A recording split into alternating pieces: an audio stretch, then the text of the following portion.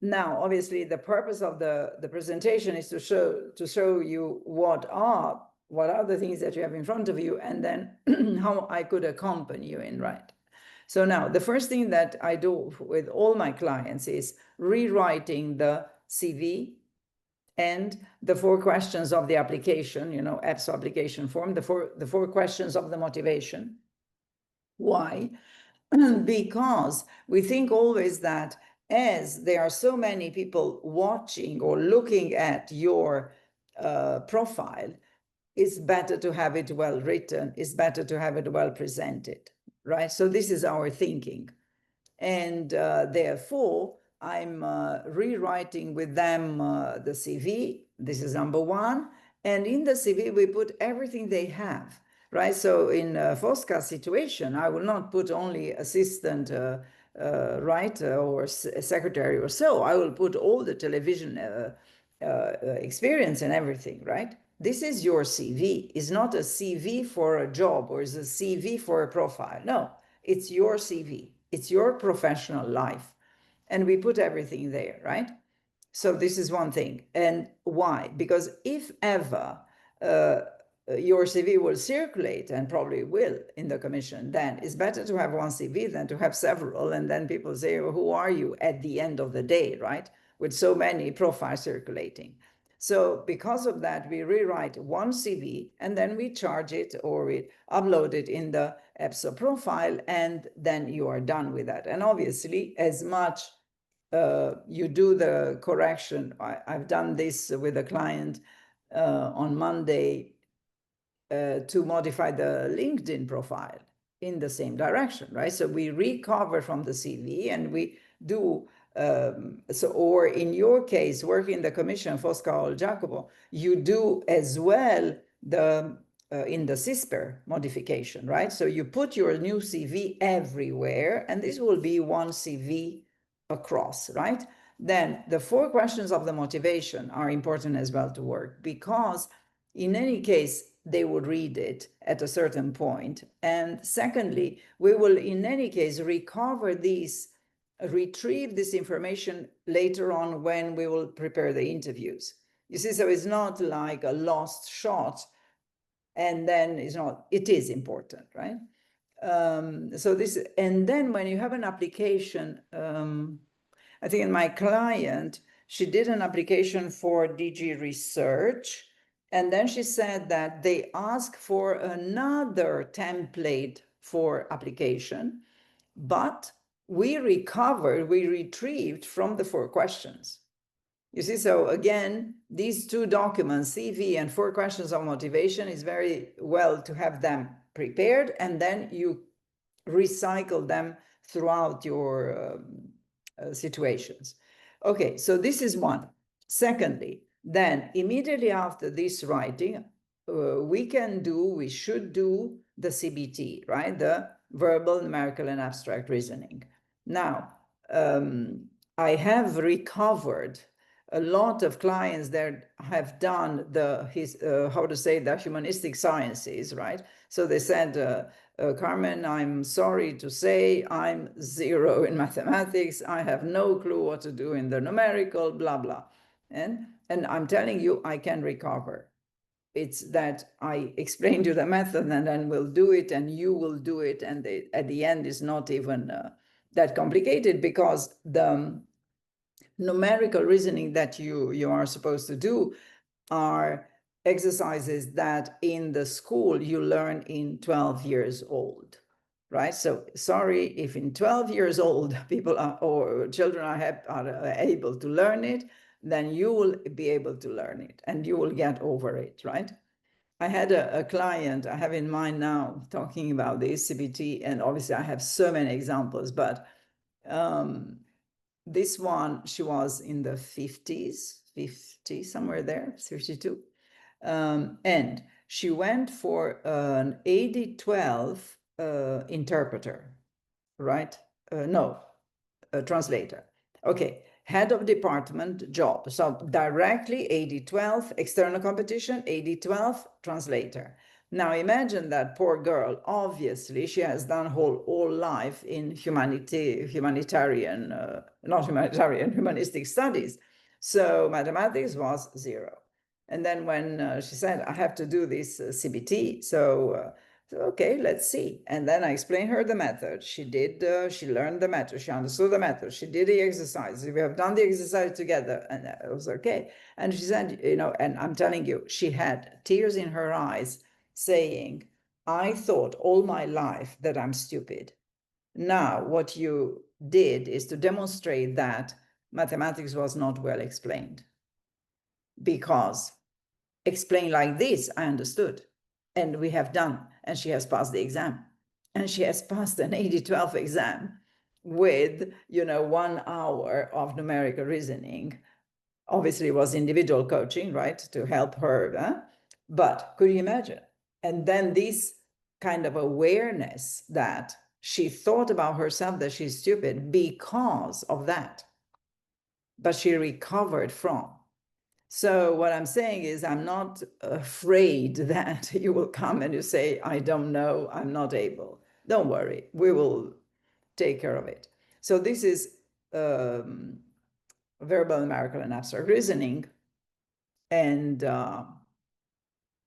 I had one like 2 days ago, an IT girl, and she said, I'm ashamed to say I'm an IT, so I'm supposed to know mathematics, but I'm not at all good in numerical. So exactly, and we went there. And then what we learned is, which is amazing, right, that she is too stressed, so that's why she's running through the exercise, so she doesn't understand what she has to do. She doesn't get the point of the exercise. So obviously she starts to calculate in all directions. Makes sense? So in any case, what I'm saying is that we will do this. This is the first exercise or the first, exam. So because you have to prepare seriously, then the practice, right? Once you got the method, you understood how to do it, then you have to do the method. Done. Then we go to your MCQ, which is the multiple choice questions in the domain of competence. And here, what I could do with you, and what I'm doing for my clients, is to think about the structure of the revision that you have to do. So you have to do a revision, right? You have to do the revision of your domain. Now, I cannot tell you what are the manuals or the books or the documents that you have to revise, right? You should be able to know because it is your domain of competence. But the point with that is that you have to revise them, and it's like an exam in university. So there is a preparation that you have to do, and that preparation, in order to do it seriously, you have to create fiches, templates, and you put your knowledge or your revision in these templates. And these are the things that we work together. And then, as I said, it's a question of read, create your template, and then learn.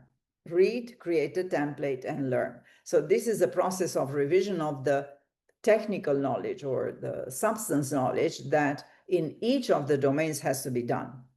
Now, as we said, we don't know which are the manuals that they have in mind, and obviously they never say it, right? So whatever you think that is the right theory for your domain, this is what you have to revise, you have to learn.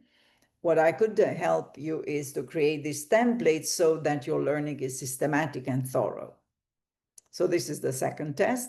Next test will be the written. And then obviously here it's again where I could help you. It's what I'm doing for the last 25 years. Every single exam has a written, right? But what I'm saying is not only the EPSO exams, which are the EPSO, let's say for the entry level. I prepare the written tests for the head of unit position, for the director position, for the DG position. Everybody has, how to say that, a written exam in their selection process, right? So what I say to my clients is learn it now because you will have to repeat it every time that you go for another selection. Makes sense? So when you do, how to say that, when we will prepare the written, we prepare it in the best possible way, obviously, and you will learn it with that idea in mind that I will have to learn it seriously, because only one, I will retrieve it every time that I need to do another exam. And secondly, you will use it for your daily professional life, because the written is a briefing, right? Or your responsibility will be briefings, notes, reports, studies, whatever, but it's still a written. So that's why the written, it has to be, how to say that, something that you master, because as administrator, this is fundamental. Administrator, now I say assistant, but okay, still there, right? We are in the writing briefings. And I have obviously my clients, and whenever we think about something, for example, I have in mind one client, she is a director, and she had to organize, what we call tower hall meeting. Makes sense? So the meeting with all the troops, about 200 and so, in her directorate. And then what is the structure of the speech? I said, we retrieve the structure of the written test, because she has done a written test for her selection as director. Makes sense? So she knows the written test structure. So I said, okay, we take back the written test structure for your speech, right, in the town hall meeting. And then based on that, we started then to organize it, to rearrange it or something like that. But then this was the structure.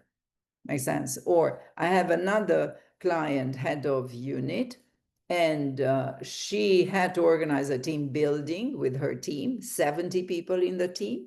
So the question was, what is the structure of our team building? I said, let's go back to the structure of the written, because in the structure of the written, we know how to say, how to organize the elements, how to organize the knowledge, how to organize the information, and then we go from there. Makes sense? So what I'm saying is that this is absolutely useful to learn and then to apply it in your daily life, a daily professional life. It's fundamental. And with that, we finished the 1, 2, 3 test. Let's say that you have to pass. I suppose that this is now the habit across the exams. And then when we go to the next stage, then obviously we'll prepare the 2 interviews that you have to do later. Now, with that, I think I finished. Yes, one thing to close is that we have 3 types of, let's say, products, if you want. You could, one, purchase the recordings of the master classes. And these are only 100 euros, the recording. So that will be a way to have it and repeat it and rehearse it and so. Then another option is to go for the master class, which is 150 euros. And then in the master class, obviously, you will be in a group with 6 people normally, not more. And then the third option is the individual coaching session. And then if so, then you send me a message, and then we discuss together when is the right time, schedule that is convenient. And then individual is obviously, we are only 2 of us, and then we do the preparation. And with that, I think that I finish what I have to say. Now I'm ready to respond to your questions.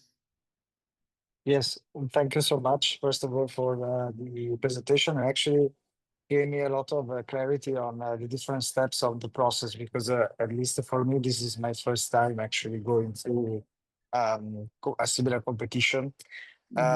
So far, I went through the famous contract agent one, so I kind of get the CBT, so like that kind of numerical verbal and reasoning But Jacopo, that were for a contractual, they are at lower level, right? So have to have in mind that there is an increase in the difficulty. Indeed, that's what that was actually my first question. What was the comparison between these tests? And actually, I was imagining that this you one. See, you understand the economical logic, right, Jacopo? If you offer a contract for 1 year, then the difficulty of the selection is lower than if you offer a contract for life. Makes sense? Absolutely. So this is one thing. The second thing is that if I offer a contract for 1,000 a month and I offer a contract for 7,000 a month, again, the difficulty should be different. Makes sense? So for example, in the CBT for interpreters, translator interpreters, or for lawyer linguists, I think that the difficulty of the verbal is much higher. Why? Because they are better paid. So again, you see, there is the economic logic. Correct? Absolutely. I understand fully. And then another question I had was mostly on the specificity of the topics, because there are three different fields. Me personally, I thought to go for the webmaster because that's the one I have more experience generally in my CV. But then when it comes to the different steps, like in writing, for instance, and also in the interviews at the later stage, how much is the commission, the panel going to focus on the topic? Like, what's the specificity, let's say, like the... Okay, I do understand your question. So what I say to my clients, the only reason why you apply for one domain is because you have the experience. You don't do calculations like how many will be in this domain and how many ratio per post and per places and nothing. Your criteria is, I'm a specialist, I go there, right? Because, as you say, you will have then at the end of the process, the interview with specialists. So what do you say? Oh, yeah, I don't know, because I applied because this discipline was looked to me emptier. So what? I don't care. I will recruit the one with knowledge and experience, right? So the only thing that you will have to say in your interview will be knowledge and experience. So stay there. Makes sense. I just wanted to add that maybe also this could be a little tricky, because maybe in a way, when I was saying before that I have an experience in the European Commission, I might know more, like the specific topic on the webmaster, for instance, because I've been working with the platforms that are typical of the Commission. And maybe somebody else who doesn't have this experience could have like... Yeah, but exactly. But this is for the jury to consider. Yeah. What you have to apply for and to stay with is your domain of competence. You have to be the specialist. That's the point, right? Yeah. So, and then think about, you go in the interview, you have to go with this pride of being the specialist, because your interview will be in the domain of competence. So how do you do this if you are not in the domain of competence? What is your pitch there? No. Yeah, absolutely. So and maybe one last question. One last question before not taking time from other participants. In terms of knowledge of you as a whole, let's say like the history is going to be requested too for me, I don't see where they will place it, right? Your exams are verbal, numerical, and abstract.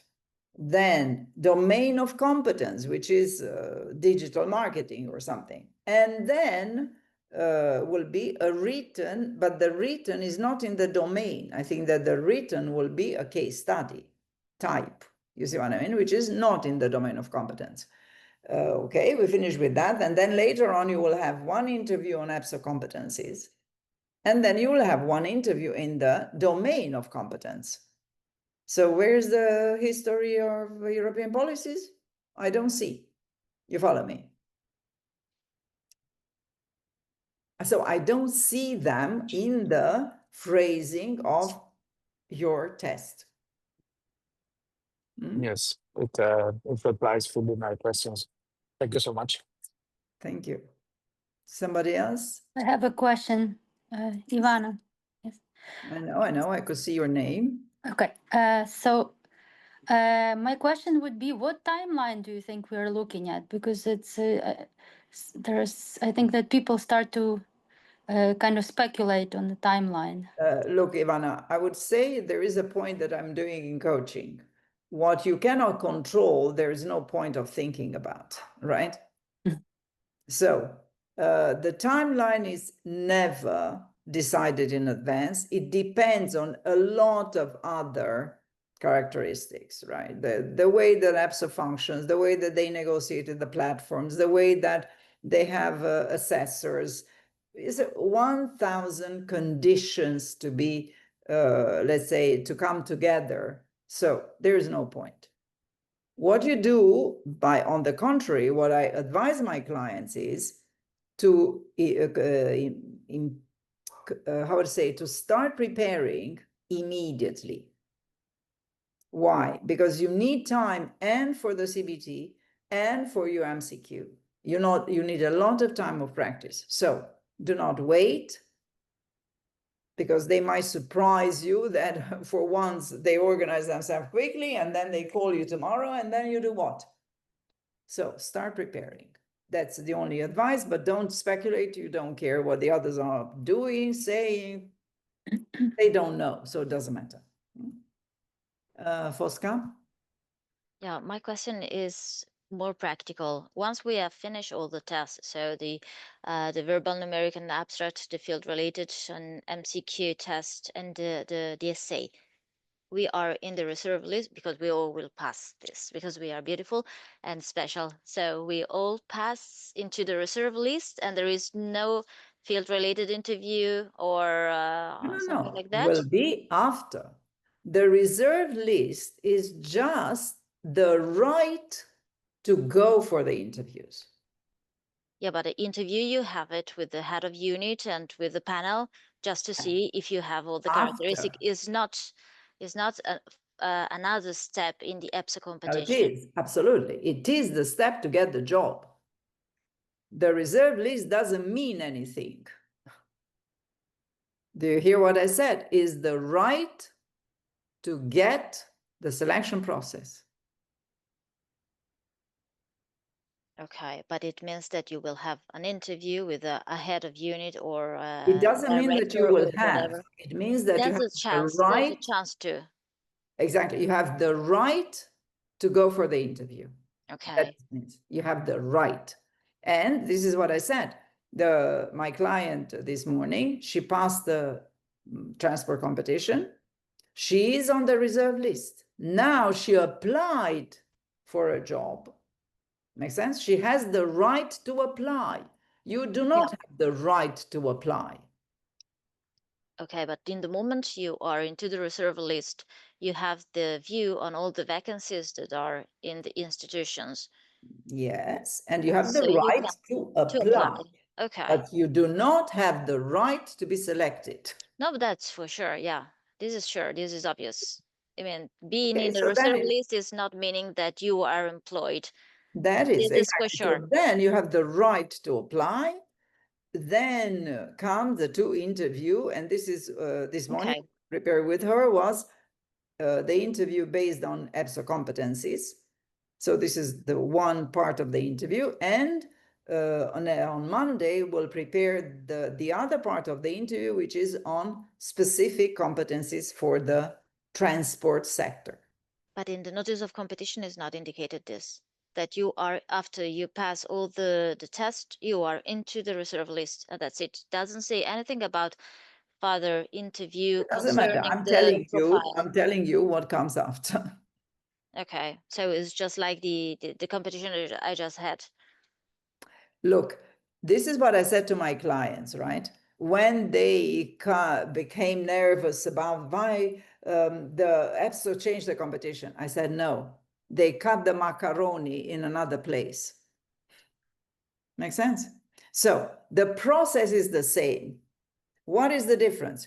Before they cut it after the 2 interviews. Now they cut it before the interviews. You follow me? So before, the reserve list was done after the 2 interviews. Now the reserve list is done before the 2 interviews. Okay. But the process is the same. There was nothing changed. Okay. Okay. Good.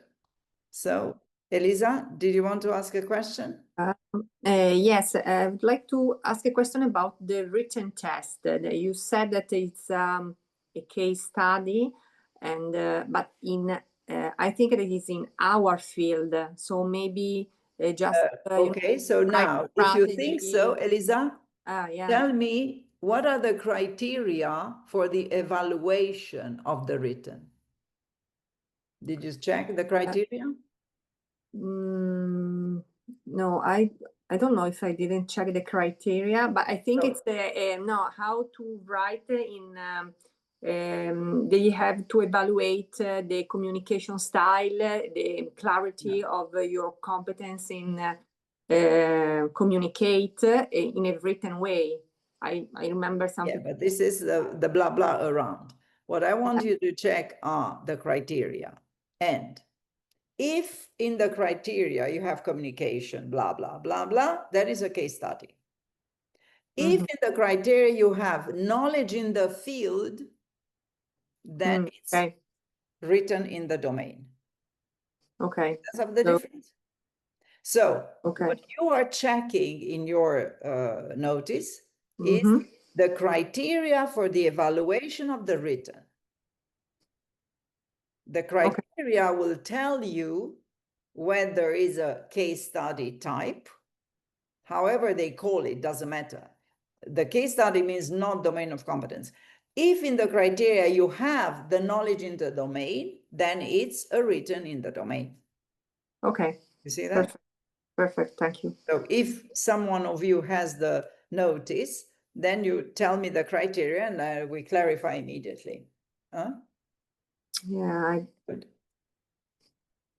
I didn't So- have. Did you find?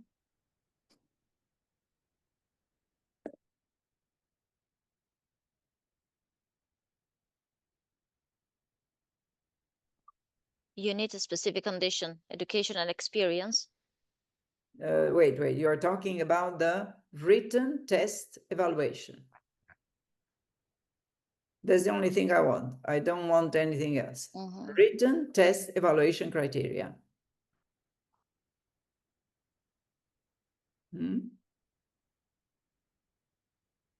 It should be a table. Yes. Yes. 40 minutes. Language 2, the EU FTE is called, Yeah, it is doesn't aimed matter. as assessing the candidate's written communication Yeah, skills. but this is blah, blah. Get to the Yeah. criteria. Do they have criteria? It says that candidates will be required to respond to the test assignments based on the document related to the EU matters. The Yeah, documentation will be made available on the EPSO webpage ahead blah, of blah, the blah. day. Okay, we know that. We receive the Criteria. same documents, and then is not a language test. The assessment will be based on specific anchors published on EPSO website. Yeah, we're not having, that's all. Yep. Okay, right. So Yeah. for me, if they are not specifically talking about criteria, we are in a case study type. Be- Because I read the sample test for this kind of test in the EPSO website, and it was like 20 pages of mail, and there was a question. It's like a case study, I think. Exactly, this is a case study like. Absolutely. But even if, for example, in the research competition that was before, like three months ago, right? The document 2 weeks in advance, blah, blah, was the Europe, Horizon Europe regulation. That means 70 pages, right? But So you say, oh, so if it's a research competition and if the document is Horizon Europe, then it's a written test in the domain of competence. No, was write a presentation to the state beneficiaries for the Europe Horizon Europe programs. So even if it looks like in the domain of competence, you do not need to demonstrate knowledge. So that's why I insist on the criteria. If they have criteria domain of competence, then it's okay. But if they don't, it's just communication. So it's important to have that difference. But in any case, you need to have this knowledge on the how to write a briefing in any case. So we will do the written test case study type when I do every month. I do this, how I say, master class. Because in any case, whether it's in the domain or not, you have to know how to write briefings. In any case, right? But in some competitions, then they have to do in the domain. You know, it's like you have to do a marketing plan or you have to do a communication campaign that is concrete.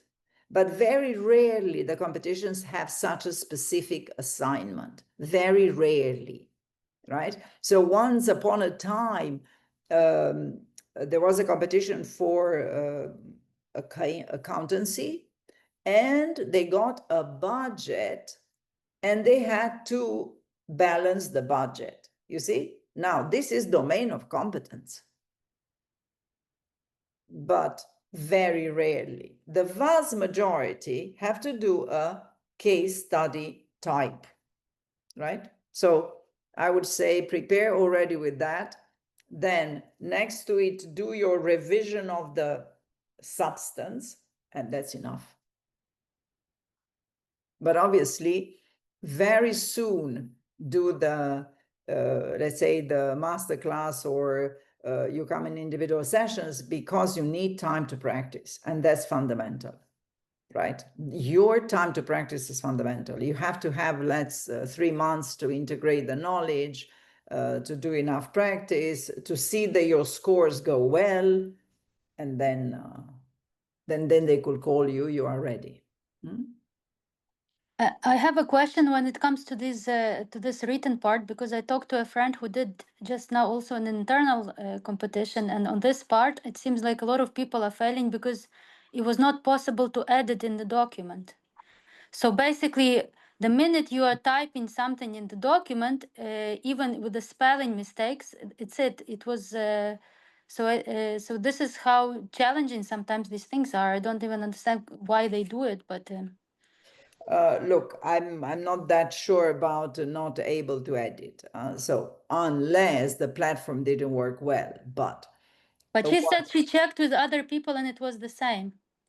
Look, Ivana, I cannot comment on the experience of your colleague, but what I could say is that certainly the platform is how I say, less performant than a computer, right? It's rather closer to a notepad, right? So quite weak as competencies. So what I suggest to my clients is go on that platform and get used to it. Learn how to, where to click, how to manage it, right? And even by learning will be difficult, but at least do not face it the moment of the exam. There's no way you could handle it, right? I had a client, he has done probably the research competition, or I don't remember. And then he said that when he clicked to do the calculation, so on the calculator came on top of the text in the numerical. And then the scratch pad come on top of them. So it was impossible for him to see, right? So he said, I worked from the memory. Okay. But then another client, she went on the platform and she learned how to handle it. right? So she learned how to place the calculator in one place and place the scratch pad in another, So she has done the preparation. So then when the exam came, she knew what to do with it. You see, so coming back to, it is certainly not a well-performing platform, but what you could do is at least stay there and get your learning. And then you will see. Then it's a question of chance as well, right? I have another client for the, was a translation competition or something like that now lately. And poor girl, she said that they have done in, I don't know, in May, the CBT, and then the platform was really problematic, and then they have to do it again in June. Okay, so again, we cannot control, so there's no point to think about it. You see, whenever you cannot control, think about what you can control and then do that. Make sense? I cannot control what the others say that, Okay, I know that the platform is not good. Okay, I'm going to control the platform the best I can. Make sense? I don't know the timing. I cannot control the timing. What I could do is prepare in advance. You see the difference? Focus where you can do things. The rest is providence will decide. Okay. Questions, comments?